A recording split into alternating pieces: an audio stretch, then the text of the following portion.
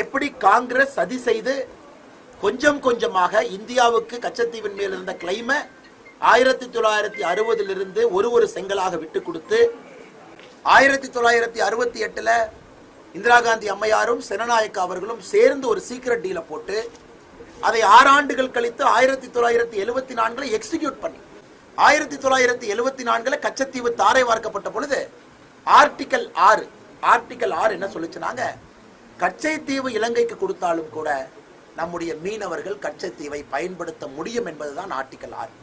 கச்சத்தீவுக்கு மீனவர்கள் போலாம், மீன் வலையை போய் உலர்த்தலாம், மீன் பிடிக்கலாம், அதற்கப்புறம் திரும்ப மீன் வலையை கொண்டு வந்துடும். அது இலங்கையினுடைய பகுதியாக தாரை வார்க்கப்பட்டிருந்தாலும் கூட மீனவர்கள் அதை பயன்படுத்தலாம் அப்படின்னு ஆர்டிகல் 6 இருந்துச்சு. திருட்டுத்தனமாக அதை எமர்ஜென்சிக்கு முன்னாடி அந்த ஆர்டிகல் 6 நைஸா எடுத்துட்டாங்க. எவ்வளவு ஃப்ராடுத்தனம் பண்ணியிருக்காங்கன்னா நீங்க பாத்தீங்கன்னா, அதாவது தமிழக மக்களை சமாதானப்படுத்துவதற்காக